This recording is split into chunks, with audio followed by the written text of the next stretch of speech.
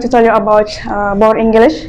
These lessons are called Board English because in these lessons we are going to do two things. Number one, we are going to learn English, of course, as always, but the topics, the focus, the contents in these lessons are going to be focused on psychology of learning and psychology of success.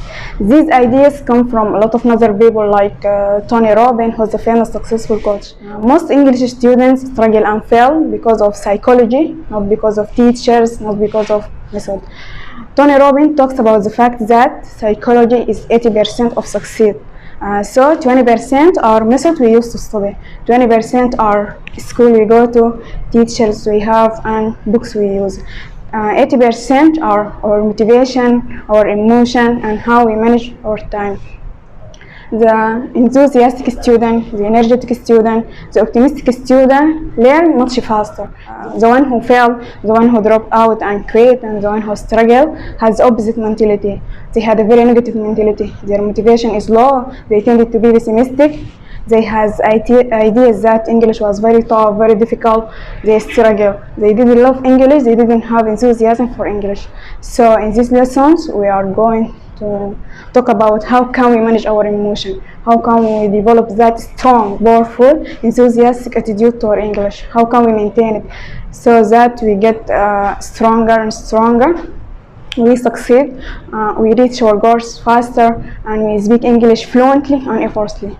So among teachers, English teachers, language teachers, this lesson is called non-linguistic factor. Non-linguistic factor. So what non-linguistic factor means is things are not related with language directly. When we talk about language learning research, when we talk about the best method we use to learn English, these are linguistic factors. Non-linguistic factors are not related to English language. This has nothing to do with English language. Motivation, for example, is a linguistic factor. Dr. Stephen Krashen in Los Angeles, he probably again the expert in language acquisition and language learning, has done many studies, and he also looked at many studies, and he found that non-linguistic factors are equally or more important than linguistic factors to determine who is successful ultimately. What does this mean? Things like our emotion, our peer group, the community we come from, and our feeling about English are as important or more important than the method we are using to learn English. We need to manage our physiology, we need to engage our body, we need to use and engage our subconscious so that we start to affect and strengthen our psychology. We have to strengthen our psychology. And what does it mean? Really it means affecting our body and our mind at the same time. So that we actually will learn faster and our emotions are feeling happier while we are learning English. And this is the opposite of what we learn at school. We probably did not feel happy when we were in our English classes, but when we are learning with effortless English class, it's more important for us to feel good, for our body to feel good, for our mind to feel good, for us to emotionally enjoy the process of learning English. Of course, it's just more fun, but the other benefit is that we will learn faster, we will improve our grammar faster, we will improve our pronunciation faster, we will remember vocabulary word better, longer and faster. So in this lesson we are going to talk a lot in detail about how to do this, but during this introduction we are let us talk a little bit about ideal plan, something we can do today, immediately, and right now to start improving our success with English, to start feeling better by changing psychology. So here is a written plan we can follow to start improving, to start feeling better, and to learn English faster and faster and faster and better and better and better. I'm going to tell you about emotional mastery. Emotional mastery means how can we manage our emotion, how can we control our emotion and feeling good while we are learning English.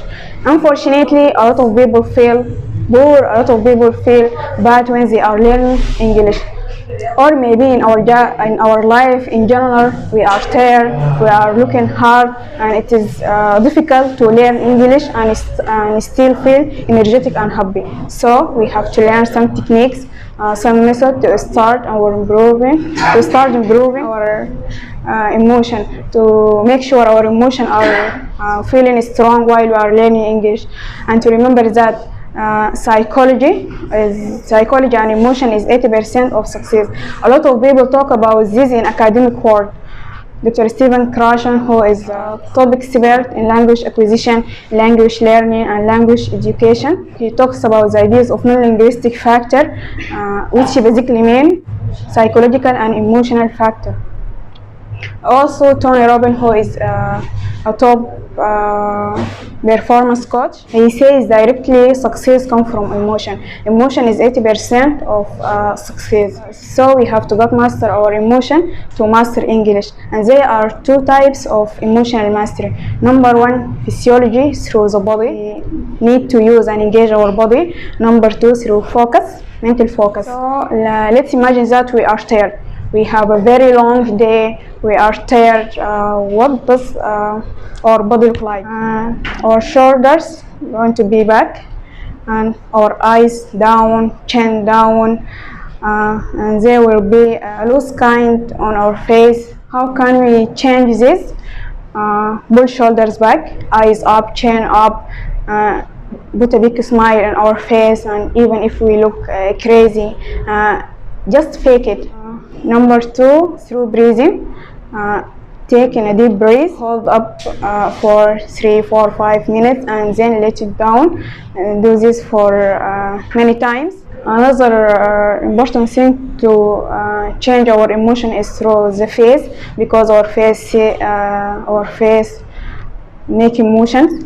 So we have to put a big smile on our face and a big grin.